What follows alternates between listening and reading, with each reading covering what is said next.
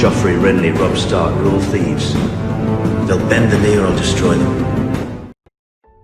It had been the longest of days for Kyra. Even in times of peace, a queen's job was hard and incredibly busy. All day long she had received lords and small folk alike in the throne room before attending a tiring council meeting. After her day was finally over, she ordered her servants to prepare a bath and heat the hearth. She would sleep well tonight, she knew, and if the reports and rumours given to her by Enger Firehand were indeed true, a rebellion could break out any day now. But she knew this could be folly, although, when the Lord of Barrington was concerned, she doubted it. He had his magical ways of finding out the most obscure bits of information. How he did so was a secret only to him. Her reign had been nothing but peaceful and prosperous so far, but she knew she must always be ready for anything. A lesson from her late father, who feared death more and more as he aged. It was quite surprising he actually went to the tourney, she thought, as she slipped into the steaming bath as her handmaidens busily scurried around her. After her comforting bath, her bed called to her longingly. The hearth was blazing hot, alight with glowing red and yellow flames. It comforted her from the freezing autumn sea breeze that banged against her chamber windows violently. As soon as she jumped beneath the many wolf pelts and silks from across the narrow sea that made up her bed, sleep took her instantly. She saw someone. No, two people actually, blurred by a thick winter fog. They looked familiar. As she moved closer, she realised these people were her great-grandfather Enger I, training with his son, her grandfather Ambrose Sevenstar. "Shield up! Use your sword now! Come on, faster! Well done, son! You are learning quickly. Carry on at this rate and even Sir Stefan shall cower before you." He laughed, full of joy and praise. She looked on as Enger walked away, patting another young boy in a blue cloak upon the shoulder, and suddenly she heard her father's voice in her head. "I never had a father like that." Suddenly, she was in the council chamber, sat at the weirwood table, surrounded by great knights and lords alike. She could guess their names purely down to the sigils marked upon their armour and cloaks. She saw a young Ambrose Sevenstar standing stout in front of them all, pointing at a map as his commanders nodded in approval. Beside him stood a towering, grizzled old man, his chest marked with a great white moose, and another young man with a white and red cloak. "But apparently he was a very good king before I was born," Enger II's voice echoed once more. Next, she saw her great-grandfather again. Everything looked so familiar. She was witnessing a ceremony of some sort in the yard. The castle was much smaller, the city of Sevensport surrounding it little more than a large town. She saw a handsome young man appear in front of her. He must have been no more than 16, 17 maybe. His hair was as dark as coal. A great blue seven-pointed star shone from the centre of his breastplate as he knelt before Enger Sevenstar. The crowd seemed to cheer as he rose up. A great white cloak adorned with the red seven-pointed star of her house was clasped around his shoulders. A single tear slowly ran down his cheek as his face glowed with pride. Somehow this young man looked familiar to her, but he couldn't be anyone she knew, could he? This had to have been at least 50 years ago, maybe more looking at how young her great-grandfather was. Judging by the blue cloak, it had to be a kinsman from the blue Seven-Star line, or maybe a knight in service to that house. The scene changed yet again. This time, she was in the throne room. She was bleeding heavily from half a dozen different wounds. She was unarmed and vulnerable as she stumbled her way towards her throne, yet the closer she moved to it, the further away it seemed to get. It was pitch black all around her, save for a few flickering candles not yet burnt out. Screams of pain and fear filled the world outside. The air was full of the scent of blood and fire and death. A huge knight dressed in cold black steel burst through the door. His pink cloak flowed behind him, his great white spear in one hand dripping with blood as he drew closer to her. Her father's voice came from the darkness once more. "Kyra, my sweetling, you are in danger, grave danger.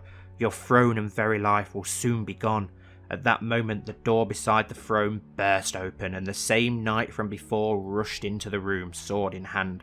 The cloak he had received was now torn and filthy from decades of use. The blue star on his chest shone red in the torchlight. He was slightly bent and frail looking compared to the earlier vision, but he still made for the most formidable sight. "Keep him close, my dear," her father whispered in her ear. "Keep him close and let him protect you, like he did me, my father before me, and his father before that." The room swirled and blurred as the old knight and the great black knight clashed at its centre, hovering above where she lay. The sound of steel on steel rang. And then, nothing. Silence and darkness. She sat up, breathing heavily, sweat running down her brow. She looked around hastily. She was back in her chambers. One of her handmaidens rushed to her side, full of panic. "Your Grace, you were screaming out and thrashing in your sleep. Are you okay?" she asked, worried. "Sir Lister!" Kyra gasped. "I need to speak to Sir Lister at once."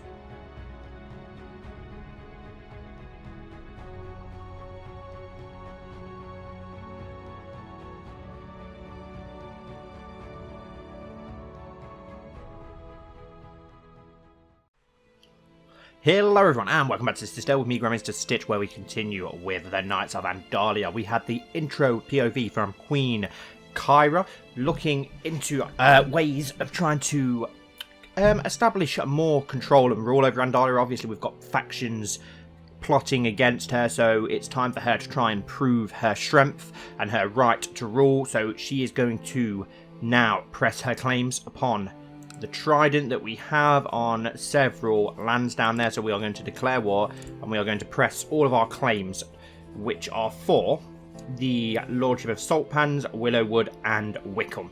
And then Ambrose, our bastard half-brother, is currently trying to get Marl at Bay, so we'll soon gain 4 new lordships and 1 high lordship, so that's going to be really good for expanding to where we want to get to. It gives us everything that we want to get on this eastern side of the Riverlands, so then all we've got to do is conquer this high lordship here and the Blackwood lands to control all of the lands that we want to get for Andalia. All of the southern lands we want to get for Andalia anyway. We may get more lands in the north, we don't know yet, but yes, here we go. We're going to declare war and press all of those claims straight away upon the trident.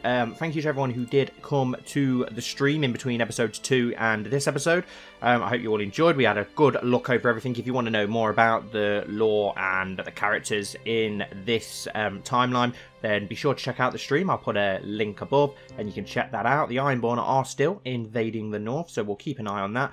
Right, so the trident have got, manpower wise, 10, just shy of 11,000 men, but they are getting attacked from the west, from the Westerlands, from the south, from the Stormlands, and then us from the north. So I don't think we're going to have to send a huge amount of troops, so we could probably get away with only sending some southern troops. You know what, we'll probably do what we normally do, and we'll send in our most loyal vassals. So if we send in the troop, oh my god, we can now call upon 9,000 men just from Sevenstar. That's absolutely, we can call up more men, near enough the same amount of men the Riverlands can call up just from Sevenstar as a province. So we'll do that. We'll call up the Bloom men, another 4,000, the Jossos and the Rose Hearts, as well as the Red Guards, all the loyalists. I don't think we'll call up the Firehands. I don't think we're going to need to. There's no point disturbing them, so we'll just call up these armies, and that should probably be enough to do what we want to do. We can always call upon a couple of extra manpower on the way down. If necessary, we can call upon the Crannog men, or we could call upon Lord Titus's men. I don't know if we will do that. Or we could call upon some Vale troops, but for now, we'll stick with what we've got here. We're going to have more than enough manpower there. They're already getting attacked from the south anyway. Peace be with you. I fear that I cannot accept the guardianship contract between Lord Benfrey and Benfrey. Well, that's a shame, because that would have been a great person to be leading him. Someone a lot better than who's currently leading him. Anyway, that's a terrible, terrible choice. Can we assign another guardian to him? Let's see if we can assign somebody else as a guardian to him, then someone who's half decent. What about Kyra herself? Maybe we could get someone better than Kyra though, can't we? But there isn't really we'll try Kyra. Let's see if we can take him on as our own squire then. Peace with you. I've decided to accept your suggestion that the marriage between Lyanna and Sir Ambrose Sevenstar, so that's good. Make sure that the Sevenstar line continues through our sister Lyanna as well. Perfect. Peace with you. I gladly accept the guardianship contract between Lord Stefan and Carl Crownless. Perfect. I gladly accept the guardianship contract between Princess Lyanna and Wilbert Richards. Perfect. These are all things that we sorted out in that stream, so be sure to check that out if you haven't. Peace with you. I gladly accept the guardianship contract between Lord Benfrey II and Elena Oxter. Perfect.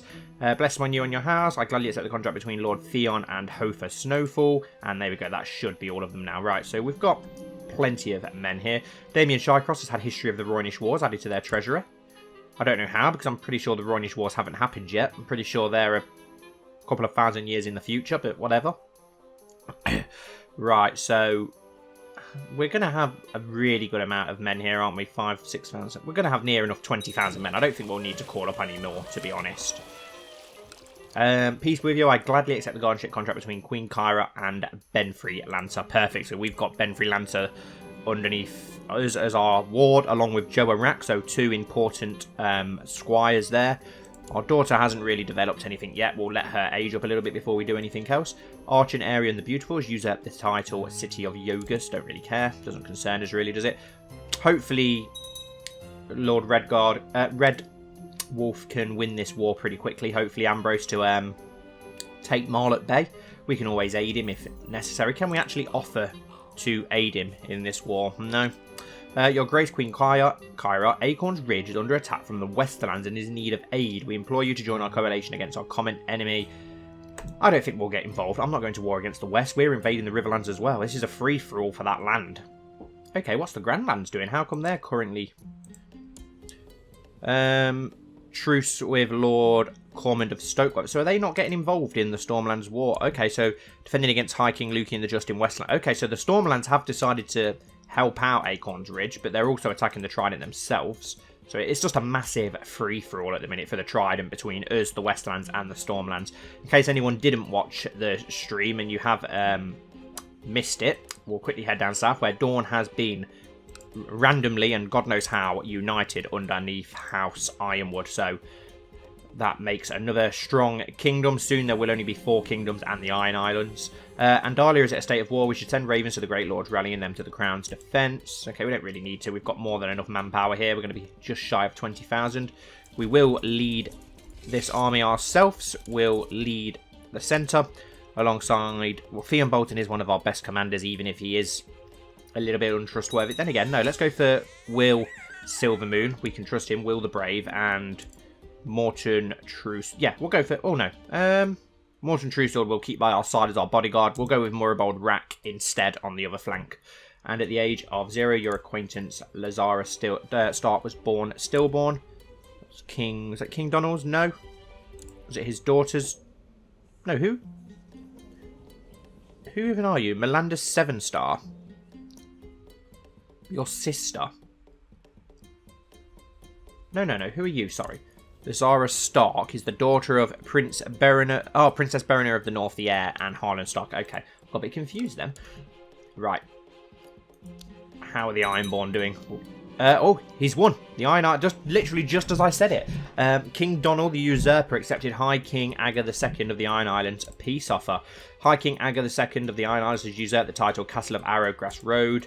Has usurped the title Lordship of Flint Cliffs from Harry and the Unworthy. Okay, of House Flint, so he's now under another Flint elsewhere, and they've also used out the title Lordship of Cape Kraken from Lord Harry and the Unworthy has used out the title Lordship of Flint Cliffs from Edwin Cliff. Okay, so he's used up a lot of titles in that area of Flint's Finger. Lord Harry and the Unworthy has used out the title Lordship of Cape Kraken. So who are these people that have just arrived at our court? Harlan, an Andal-Northman, who is an astronomer, apparently. So no idea who you are or where you've come from, but you're a brilliant steward. And the Ironborn invasion of Flint's Finger has ended. King Donald of the North has lost. Well, you didn't want Andalian protection, did you? So who's in charge of these now? He has them all for himself at present. So it'll be interesting to see what he does with those. But that's not nice. It's not a nice new neighbour, is it, to have so close to us, the Iron Islands. But I think we're strong enough that we can repel the Iron Islands if necessary. So we shouldn't have to worry about it too much, but they could become a pain. What's a massive Redwind fleet doing up here? No idea. High King Agger II of the Island Isles has created the title High Lordship of Flint's Finger. Interesting. Right, so we've got our 20,000 men here now. Let's march those straight down into Wickham, which is the land that we are going to try and take over. I don't know who we'll be giving that High Lordship to just yet, but we'll see. The world is a dangerous place and devious plots are everywhere. Rumours have reached that people are conspiring to kill you. Well, no prizes for probably guessing who it is. Let's have a look. Can't see us yet. Is there anything actually on the plot page? Doesn't look like it. No, so it's still pretty secret, whoever it is, but we'll keep an eye on that. It's worrying. Let's march our men southwards then so that we can invade the Riverlands.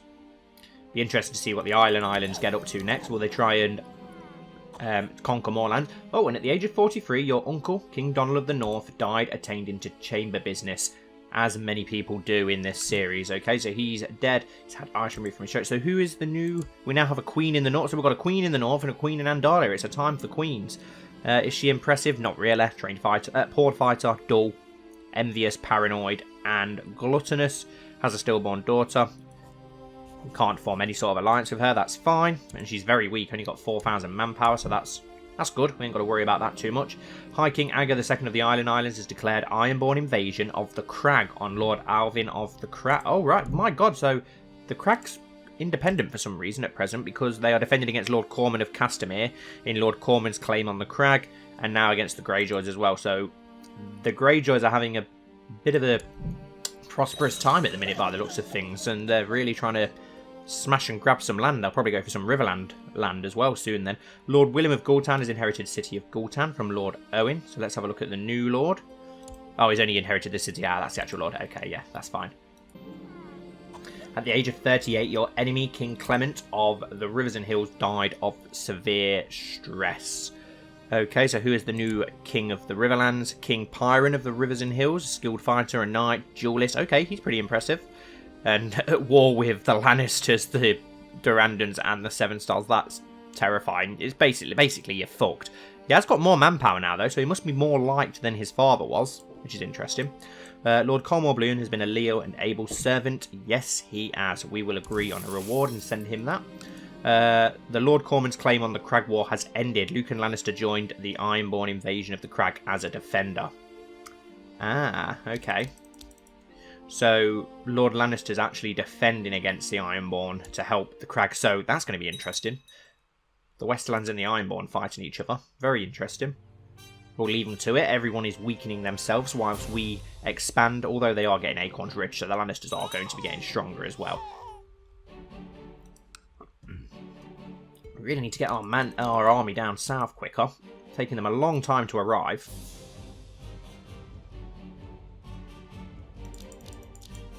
And we're almost finally in Wickham with 20,000 troops.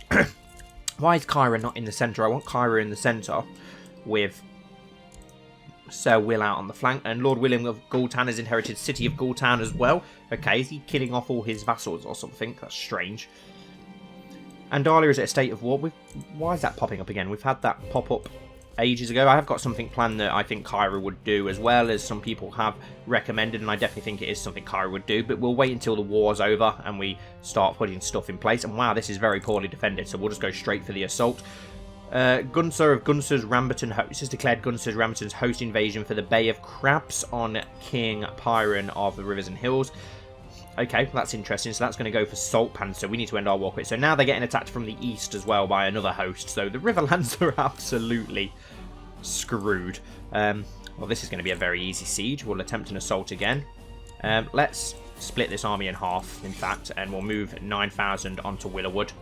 And that 9,000 that's moving onto Willenwood. Yes, Morton Truesword and Theon Bolton can be in charge of that armour, whilst with us we have Kyra, Sir Will, and Murabald Rack. We will go for the assault again to get it under our control quickly. Perfect. And it's so poorly defended, it's ridiculous. We did decide in the stream as well that Willowood is going to be a very good place that we could probably use as our most southern sitter.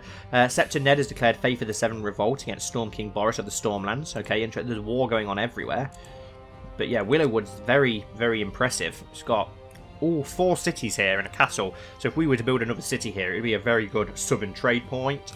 At the mouth of the Trident as well, which is also help. How well defended is Willowood? 700 defenders. What about Wickham? 100 for the last province, so we'll get that under our control quickly. There we go. Wickham is fully under our control now. Let's march this army onto Salt Pans then. We'll get to march through friendly territory as well to get there, so that's good. Let's just attempt an assault here. We want to get this war over with quickly before anyone else manages to invade and take some of this land. And oh my god, we're actually going to lose that siege, even though they've hardly got any manpower, I think. Oh, it's going to be close. We just managed... My god, that was very well defended. What fort level? It's only a fort level 3. Why did we nearly lose that with 9,000 men? That's absolutely ridiculous. Here we go. Our armies have arrived in Salt Pans, which is another one of the provinces we want to take. And that is very well defended, so we're not going to be able to assault that. And Galbert Greystark has died at the age of 22 from cancer, which is unfortunate. He did have a son, though, Maynard Greystark. It's so annoying that he's died because he was a really, really good commander, so I'm really annoyed about that. Really annoyed about that. And Maynard Greystark is his child, but he does have a brother as well, don't he? Warwick Greystark, but he's not overly impressive, so that's very annoying. I'm very annoyed about that. Poor Greystarks can't get a break. They drop like flies. Your Grace, I humbly ask that you intervene on my behalf against the aggression of our Master Lyn, who is invading my lands in an obvious contravention of the peace of the realm. I will order him to stand down. Of course, I will obey your command. My god, the sisters are in constant rebellion at the moment and civil war. Right, how well defended is this? Very well, poorly defended, so we can siege that and get that under control. And again, because it's very poorly defended. So we'll be able to we're going to be able to take this land ridiculously easy for ourselves. But we're only at 16% war score, so we probably are going to have a battle with the Trident Lords at some point. Let's march this army now over to the Red Fork and get that under siege. Actually, no, let's go for the... Oh, we have to go around like that. Okay, yeah, you may as well go to the Red Fork then. This is really well defended, so we're not going to be able to do too much here. We could call upon some more southern armies that we do have down here just to send out into more of the Riverland lands. But I didn't want to call upon too many vassals if necessary, just to not waste the manpower. Are the Ironborn still fighting against the Crag? Yes, it's 0% at the moment, so they're on even footing, which is interesting. Where has this mud army come? Okay, so a massive mud army has decided to dock in Oldcastle. So of all the people that are attacking them, the Westerlands and the Stormlands and this invasion, they decide that we're the ones they want to try and attack. That's typical AI, isn't it? Absolutely. Okay, so but they are marching south, so it doesn't look like they're going to go for Sevenstar. Do you know what? We'll call upon some of our Vale Lords then. We'll call up Benfrey's host and Lord Belmore's army, as well as Lord Corbury's army, which gives us a good few thousand men, and we'll get them to march around to Crow's Baron, and they can try and cut off the mud army there. How much men can we get from here? 1,000. So we'll march them there as well, and we can forge a third army now to cut off that mud host that is marching south. Hopefully we can trap them in this land here. If they go past the neck and march south, we can bring this army around the north, this army from the south, and we'll sandwich them in between. Can we assault this land yet? Yes, we can, so we'll go for that. It's an easy assault. Steffren Mallister died at the age of 56. Okay, that's a shame. I don't think that's the Mallister that's under our control, though, is it? No, it's a different Mallister, so that's fine. Not too phased by that. Whilst we're at war, though, we will go for our mid-POV now, where we're going to go to Barrington and Lord Enger the Evil, who we haven't heard from in a little while. They are a menace, a greater threat than ever before. Once this war is over, we need to take action against them, Lord Silvereye said in a clear, loud voice. With the fall of Flint's Finger and the outbreak of war against the Trident, the Lord had called for his council once again. It was prudent to him to secure his lands for himself and his daughter. And what of the Iron Islands taking Flint's Finger? Let the heathens slaughter each other. Did we not ready this new fleet to ensure our safety? For now we must serve our new queen. The room went silent with the outraged Lord Silvereye storming from the room. Lady Alderman spoke up. Aye, my lord. Is that all for today? There is one more matter I need to discuss. My daughter stands to inherit my lands and lordship, and I want all of your loyalty to her after my passing. If I find anyone here even make a jest of her male cousins taking over, I will have your tongue out. Are we clear? No one spoke up. Good.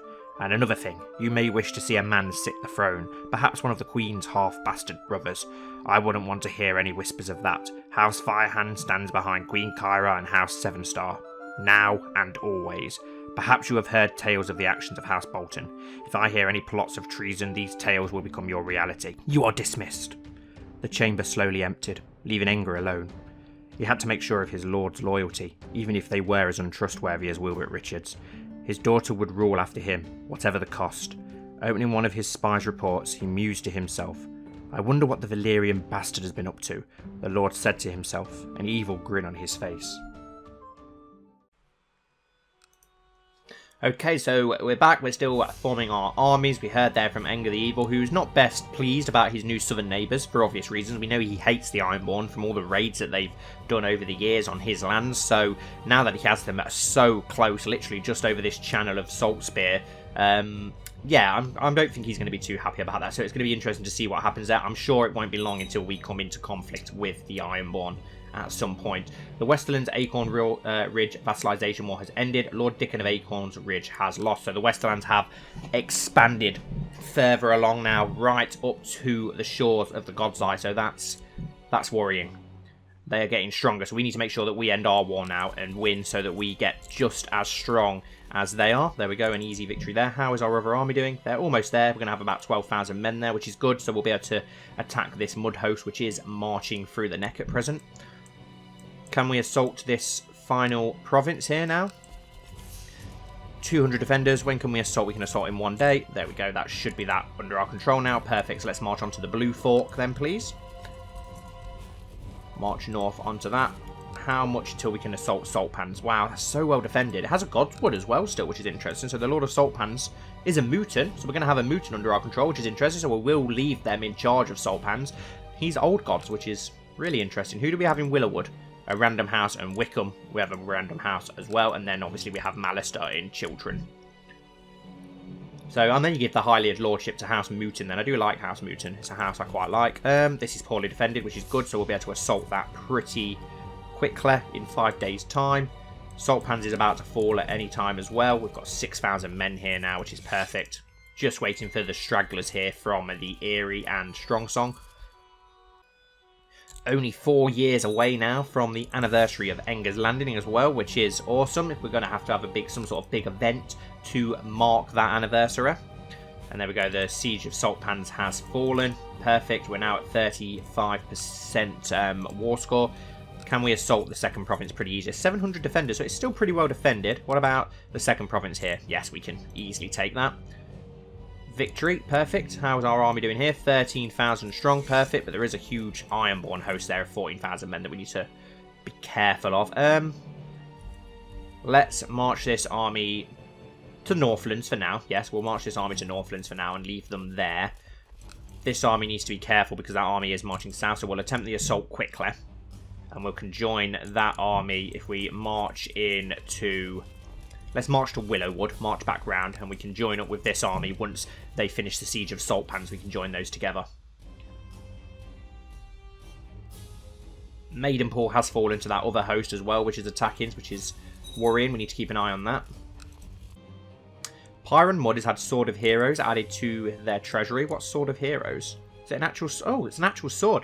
The ornament weapon is an impressive sight. The blade is gilded and the hilt is adorned with foreign precious stones such as rubies and sapphires, and negates cameos depicting legendary warriors. Interesting. Emerald Scepter. Okay, so the Muds have been spending money.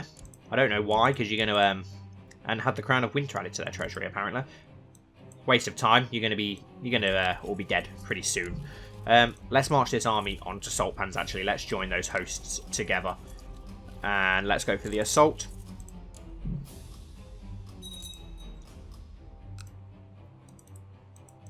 How fares our second army? Are they marching south yet? What is the Lord Redwolf even doing? Is he even going to try and attempt to take this land or not? Can we attack that host for him? No, we can't. Right, so we've got our 13,000 here. Let's march them onto Erinford then, where they're not going to attack them yet, which is good, because we want to try and sandwich the mud host between us. Meet in Chiltern, actually, because these are about to finish the siege down in Saltpans, so we can join the host together in Chiltern once that's over. Mud host is marching straight to us. Hopefully they're not going to interact with us after all. Let's march that army onto Saltpans. March these down to Erinford. Yes, perfect. Or we could march them onto Stilfin. Lord Benfrey Snow has formed an alliance with Lord of Roland the Gallant of House Royce. Okay, that's quite worrying. We do need to keep an eye on that. At the age of 52, your bodyguard Morton Truesword died a natural death. Now that's a shame. I really liked Morton Truesword.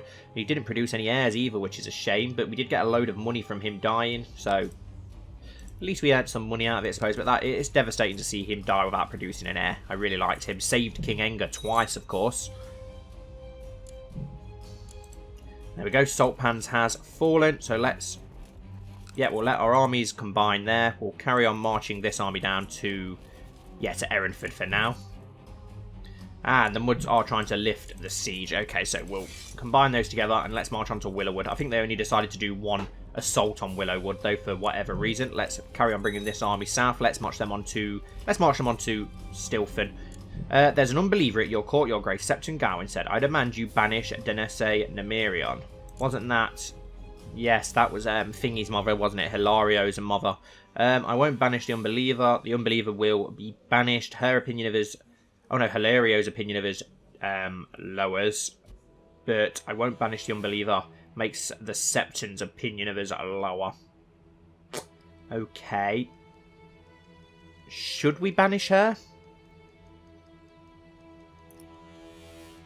She is the mother of one of our bastard brothers. Yes, we will banish her. The unbeliever will be banished.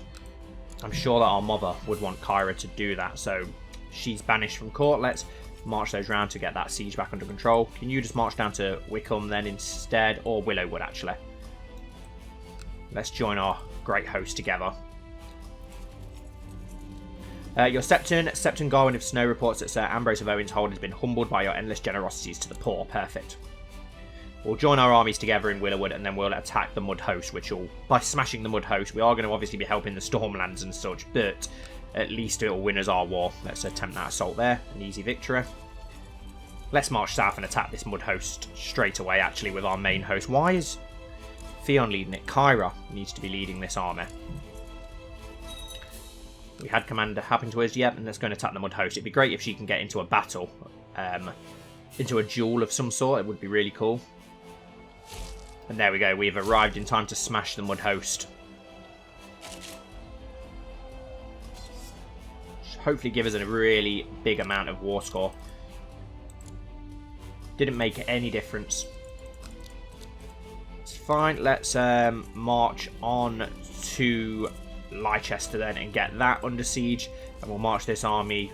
Where is that? Where the hell are they going? Why the hell are you marching to Old Anchor? How did that happen? No, you march on to Stilfen. Have you really got to go all that way to get there? That's ridiculous. Instead, then, march on to Darry and get Darry under siege instead. Okay, so where is the host of that going? We're not going to be able to get to them in time, so we'll leave the Mud Host to march wherever. God knows where they're marching. They're marching to Harroway's Town. Okay, but there's already a host in Harroway's Town, so how come you're not going to get into war with those? There's a Florent host here for some reason, and an army of Brindlewood. Okay, how well defended is Darry? Not that well defended, so we'll go straight for the assault for the war score. And that was an easy victory, so we can just go straight for the assault again. And I'm guessing again within a couple of days. Just want to get this war over with so we can let ourselves recover and we can start planning our next conquest as we want to take all the lands around the Upper Trident here. How well defended is Leicester? Still pretty well defended, so there's not much we can do at present, unfortunately. The Mud Host is going to get itself absolutely smashed again. Yep. So the Muds are down to literally no manpower at all now by the looks of things. Let's attempt an assault. King Theomir of the Iron Islands has declared King Theomor's claim on the Iron Islands war on High King Agar. Who's King Theomor? Okay, he's an Andal guy. Okay. Keep an eye on that. Siege of Misty Isle, a victory. Perfect. Can we attempt another assault then? We're now at 74%, so we're almost there. We just need to get into a war with that Mud Host, wherever that Mud Host goes now, just to get the war score from battle, and that will probably give us enough war score to actually win this war then, hopefully. As I was preparing to sleep, I heard a scuffle from outside my bedroom door. Rushing outside, I found that my guards had seized a cloaked man as he was attempting to slip some documents into the room. Under questioning, he revealed that he was working for Lord Theon and that the documents were fabricated evidence intended to turn me against my vassal, Lord Enger. Lord Theon is the true traitor. Opinion of Lord Theon changes as he is a plotter. Can we try and imprison him? We can, but we only have a 40% chance. Right, we need to remember that then. Right, we need to imprison Lord Theon then once we get this war over with. We'll wait till we finish this war. We don't want to be fighting a war in the north at the same time, especially against the Boltons who have a lot of manpower. Okay, so let's attempt an assault here, and let's get this war over with quickly so we can return home and end that war. Not end that war, but sort out Lord Theon. It didn't take him long to start plotting, did it, against Kyra? And how well defended is the God's Fort? Pretty well defended. And okay, it looks like they're going to surrender. To the diligent wit Kyra, your wisdom and mercy are legendary. We surrender. Accept. Perfect. The Andalian War for the Lordship of Willowwood, Lordship of Wickham, and Castle of Saltpans has ended. Queen Kyra of Andalia has won. We have successfully seized the Castle of Saltpans after defeating King Pyron Mud of the Rivers and Hills. Shall this territory be attached to the personal domains of Sevenstar, or shall Master Otho Mooton be confirmed as its rightful holder? Master Otho can swear fealty to me. And what else have we got? We've got Wickham and Willowwood. So in Wickham we have no one particular, so we'll take Wickham for ourselves. And in Willowwood we have a randomer, but he is married, he's got children and such, so Lord John can swear fealty to me and we'll just make him a more interest. Actually, the sigil isn't too bad, he just needs a better name, to be honest. So if you guys want to think of a name for that guy, Lord John can swear fealty to me. After seizing the Lordship of Wickham, you have also captured the treasury of the disposed Sawa of Wickham. Okay. So we've had remnants of the Dragon Lords added to our treasurer, which is interesting. And Queen Kyra of Andalia has usurped the title Lordship of Wickham. We can create a High Lordship of Willowwood as well, so we'll do that. Queen Kyra of Andalia has created the title High Lordship of Willowwood. Perfect, giving us another High Lordship. Unfortunately, Saltpans... Saltpans is a different lordship though, isn't it? That's part of the Bay of Crabs lordship, so can't do much with that. Right, let's return our troops home to Willowwood for now. Looks like there's a lot of mud vassals here in Willowwood, which is interesting. So let's have a look at his vassals. Are they all muds then or something? No. None of them are muds, so I'm not sure what that's about. But let's bring our troops back home. We've got a nice amount of gold that we made from that war as well, which is awesome. Can we offer to help Lord Redwolf? Because he's still not made a move for whatever reason. He needs to worry up and take Marlet's Bay before it's too late. Looks like he is finally marching on Marlet's Bay, so at least he's going to do something finally. Right, has our army returned to Willowwood yet? Almost, so we'll be able to disband those in a moment. At the age of 45, your bannerman, Lord Wallace of Sweet Sister, died. Okay, Lord Borrell, he was the really good formidable fighter, so that's a shame. The vassals of Andalia now view you with respect. Awesome. So Kyra's plan to gain respect by going to war has worked. According to your Master at Arms, Cornwall Bloom, the peasants of Wickham are having frequent troubles with highwaymen and wild beasts. He suggests constructing a series of outposts along the roads of Wickham. The peasantry would feel much safer, and it might even lead to more peasants moving to the country. A safe peasant is a productive peasant, so of course we're going to go for that. It increases the prosperity in Wickham, which is obviously not going to be doing great at the moment because we landed someone. We will need to land somebody there. Not sure who just yet. We'll have a little look who we've got in our court in a moment. The wars between the great powers of Andalia have subsided for now. Good. Let's disband this host here. And we'll be able to disband that other host in a minute. The war has ended. Do you wish to reappoint the old council? Yes. I don't know why they wouldn't have had the same council anyway. We need a sworn sword. Of course we do, but I know who that's going to be anyway. It's going to be Sir Glendon, who's been knighted. Been knighted already. Wonder who knighted him. Interesting. Okay, so there is an advantage for the Marlet Bay army, but it looks like Red Wolf is going to sort that out. I pull my hair in frustration and take another bite from my roasted beef, furiously chewing it down. I try taking a long breath to calm myself, but doing so only reminds me of my growing belly pressing against my clothes. The more I eat, the angrier I become. The angrier I am, the more I eat. This is not the fate of a warrior. The option is available due to your high personal combat. Put yourself to work. It may yield smaller results compared to drastic changing diet, but at least you will not risk relapsing into your old habits. What else can I do? Becomes fat, our stewardship goes up, and our health goes up. No, this is too much. I need a diet. We'll go for the top one. That's the best option. We do get fat, but we can try and get out of it.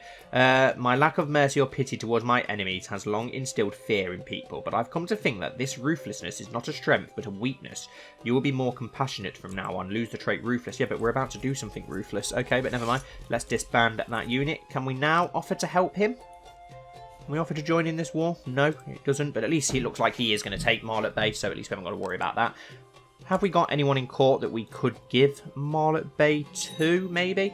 Sir Bellis of Sevenstar tells me that someone is preaching a false religion. Who is it? Hilario Snow.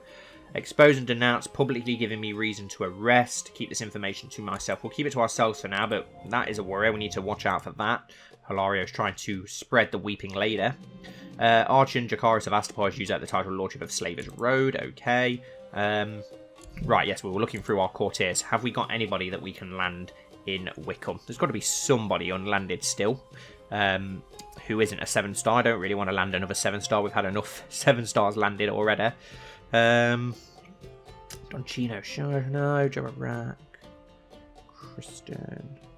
We haven't really got anyone. We've got Craig and Stark. We can have a Stark down there, but I don't really want to have a Stark down there. So I think we could just keep it for ourselves for now. I'm not really sure who we could give that to. We'll probably make up a house that we can give that to in our lands. Della High Star. Yeah, we don't really have anyone that we can give that to at present. We do need to make somebody for Willowwood, and then we'll then give the High Lordship to someone afterwards, so we'll keep that High Lordship for now. Right, so the next thing we now need to do is I was going to change a law as we're playing as Queen Kyra. I'm pretty sure that she would want to change this law, so we are going to make the first night illegal. The practice of the first night is illegal. A lord who is caught practicing it can be punished accordingly. Council consideration, send the law for review by the council. No, we are just going to make it the law. It is now illegal to try and claim the first night. So I don't know how that's going to go down with some of our first man lords and our other lords, but we'll see how that goes down. And then we now need to try and imprison Theon Bolton. So can we do that? And what are the chances? 39% chance. Send. Here we go. We're going to be having a rebellion. My guards failed to capture Lord Theon, who has now raised his flag in rebellion to arms. That's good. So Lord Ambrose is started a thing for himself to be Lord of Andalia. Lord Titus as well. Lord Titus for Andalia. Lord Belmore's backing that as well, which is interesting. As well as a couple of other people. Oh, direct vassals under me, which is interesting. And the Crown Loyalist is now zoomed all the way back up, as it always does. They seem to join and then leave, so keep an eye on that. Right, so we need to call up our army. How many men does Lord Theon Bolton have? 7,000 apparently. Right, we'll call up our armies in and around Sevensport quickly. Let's get those together. We'll call up the Rack army as well, which is 9,000 strong, which is ridiculous. Let's march that. Actually, no, stay where you are for now, and we'll call up the Firehand army as well, which for some reason is very low. It should be more than that. We'll march those over, and then we'll also get Owen Greystark and his host involved as well, which is only 1,000 men. Why is that so weak at present? No idea. Okay, so we're going to have enough manpower to take down Lord Theon here, but we'll keep an eye on him. Are they going to go marching straight for the Grey Cliffs? It looks like they are, so we need to get our host together quickly. We have got this Rack army here, so we'll have Murabald Rack leading that, and he can march straight on to... Let's march on to the Salzard lands for now, while we get our other host together. Kyra can lead this host herself with Sir Will, and the Grey Stark host can be led by... Why are our commanders changed so much? Let's go back onto those. For some reason, we've got some really shitty commanders all of a sudden. Lord Owen's a commander, so why can we not use... He's in hiding, I think, isn't he, for some reason? Sir Lister. Okay, okay. A lot of them are busy doing other things at present. This will be an easy rebellion to take down, and we can finally bloody take care of Lord Theon Bolton, who's been a pain in the arse of Andalia for flipping decades now. He's got to have been a pain for at least 4 decades. All of Enger II's reign, at least, and now most of Kyra's reign. Right, so he's coming straight for that Grey Cliffs armor, so I'm just going to disband that armor instead, because they're just going to get slaughtered, so there's no point. All of you here who are meeting up in Sevensport, if you can now instead march onto the Hornwood and meet up there instead. We've got the Hornwood army here, and we'll leave Sir Moribald leading his own men for now while he gets some of these lands under siege. You know what? We'll go straight for the Dreadfort. I don't really want to harm Salzard, Brightmere, and Lord Hooton, as they are all fairly loyal to us. Of course, they've just got to do what their liege lord tells them to do. But they are pretty loyal to us. Titus Sevenstar has brought a favour from Walton. Okay, so that's worrying. The Lords of Andalia have approved the installation of the First Night Abolished Law. Perfect. So the Lords have gone for it. It may upset people because of that. Let's see if it comes up on here. Abolished First Night. National revolt risk is improved, but it might upset Lords. That's the only problem that we'll have with that. Beatrice Vibrant has had Weirwood Spear added to her treasurer. Interesting. Queen Bernera of the North has formed an alliance with King Byron the Just of... What? She's formed an alliance with an Andal warlord over the sea. Whatever, that's completely random and makes no sense at all, considering they weren't interested in forming an alliance with us, but whatever. We'll leave the Starks to their own fate. Oh, what's going on here? What are the Crossing up to? The Crossing army attacking Queen Kyra of Andalia in revolt against the rule of Queen Kyra of Andalia. Okay, so Lord Titus has decided to join Theon Bolton in the war. Interesting. Well, we won't forget about that, Titus. So we could probably have our civil war on our hands pretty soon. This is going to be interesting. Lord Titus is marching his men north to help out Lord Theon. One of our bastard brothers have finally gone against us. Right, let's get our men together. Alaric Sunderland died from too much drinking. Okay. So we've got 11,000 here. Let's march those in to the Hooten lands, into the Bullseye. The Dreadfort's very well defended. Wow, 5,000 defenders. So we'll just go to try and crush the Bolton host instead then. That'll probably be our best bet. After years of careful planning, Valerian Bonarion from the court of Lady Ellen of Whitford has raised a large army of exiled mercenaries in Hopeful, declaring his intention to go off and carve out a realm of his own. Okay, interesting. I'll keep an eye on that.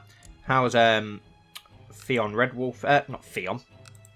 Ambrose Redwolf, how are you doing in your war? 45% in favour, so you're going to soon take Marlet Bay, which is good. We just need to take down this rebellion here. Once we get our main host together, we can march on to... Do you know what? Instead... Lord Morribold, it's time to make a name for yourself. Go and attack Theon Bolton. You've got more manpower. Go and get it under control, and we'll march our other army instead on to the Dreadfort. We may need to call up more men down south now to bring down Titus, but they're a little bit busy at present. So we'll have to wait and see. Now that we've took that land, it allows us to have Andalia nice and big and spread, as it was before. It was nice and really tiny and horrible. So that's good. At least it looks better from a map view. Come on, get up there and attack that army, Morribold. I have faith in you.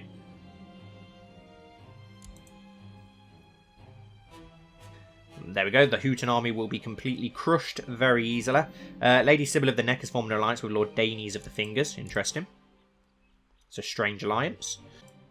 I think we'll end the episode with this battle. We'll let this battle get underway first between Sir Morribold and Theon Bolton. It's going to be an interesting battle. Let's give him some backup, actually. We'll send... who have we got? We'll send Sir Will to fight alongside you, Morribold. Give you a little bit of backup. Should we? No, we're already leading this army for the siege, aren't we? So I don't really want to just skim us across. It's a bit unrealistic. They have got a slight advantage, so it's going to be interesting. We could call up on the army of the Great Cliffs, but could call them up in Lunar Woods. Just so there's a little bit of backup. And let's march those on there as well, just to give them a little bit more of reinforcements. And the Errand Star army is assaulting Greywater Watch, which is interesting. And here we go, the battle takes place between Morribold and Theon. A raven has arrived from the Citadel. We should prepare as winter is coming. Oh, perfect. So we're going to have winter here whilst we're having a war in the north, which is not good. Okay, and this battle looks like it's becoming very interesting. Morribold Rack in the centre has broken already, but the flanks, Lord Hooten and Belvazar Bolton, have also broken. So it's Theon standing strong against the host of Lord Rack. Oh god, it's going to be so tight. It looks like Theon's actually going to win, unless the reinforcements can get there in time to make a difference. No, they're not going to be able to get there in time, so we're going to have to leave those behind. Lord Enger of the Father's Fields tells me that Hilario is preaching false religion. Expose and denounce publicly, giving me reason to arrest him. Yeah, we're going to have to do something about that. Battle of Greyhold was a loss. The Boltons managed to somehow just win. So let's march this army back to Lunar Woods. Lord Rack is retreating to the Dreadfort as well, so that we can get our men together to make a second assault once we take the Dreadfort. But this seems like a good place to end this episode, guys. So thank you all so much for watching. As always, I really do appreciate it, and I hope that you've enjoyed. Don't forget to come up with a house for Willowood and Wickham, so 2 lords that we can place in those new lands that we've got. Don't forget to like, comment down below, and hopefully I'll see you all very soon for the next episode. The crisp winter air filled the camps this morning. A thick layer of snow had turned the fields and woods surrounding the castle of Greyhold into a blanket of white. Theon Bolton, the Hammer of Eastwatch, sat atop his destrier as he slowly made his way to the gates of the Grey Stark castle. All around him stood hastily made siege towers, and the flayed man of the Dreadfort flapping menacingly in the winter breeze. His men continued to comb the fresh battlefield for supplies and the now frozen corpses of any of his fallen generals or lords. Many were still missing, although he'd only suffered minor casualties compared to the forces of House Rack. The young Lord Morribold Rack had rashly marched his much bigger host straight into Theon's trap. Young, ambitious, and with a point to prove, he'd try to end the war quickly and by himself. Theon respected his bravery, but the young man had much to learn before he could match the legendary Hammer of Eastwatch, one of the greatest commanders of his time, without whom Andalia's conquest of the Vale would not have been so successful. Yet, had he or his house been rewarded for their effort and duty to the realm? Not in the slightest. He still only controlled 1/3 of the lands his father had, and that was only half of what his house had ruled in previous centuries when they ruled as the Red Kings, from the Grey Cliffs in the north to the shores of the Bight where Sevensport now stood. With the recent conversion of the Wolf's Watch to the faith of the Seven, it would no doubt only be a matter of time before his lands dwindled once more, especially now he was in open rebellion against the crown. Theon wasn't a stupid man. He knew he stood no chance of winning this war, not with the power of Sevensport only days away, but his rebellion had set in motion the chance for House Bolton to grow again. His claimant to the throne, Titus Erenstar, had raised his banners in defence of the Dreadfort, and with doing so would have no choice but to press his claim. Once he did so, he knew the other old god lords would rush to his side to push his claim. Snowfall, Reed, Glover, Riswell, Umber. Only the bastard turncoats of House Greystark would stay loyal to the Seven worshipping Sevenstars. Theon knew the chance of him still being alive to see his king crowned was slim, yet through his sacrifice his son Belvazar and House Bolton could rise again. Before then, however, he intended to slaughter as many Seven Stars as possible and bathe in Andal blood.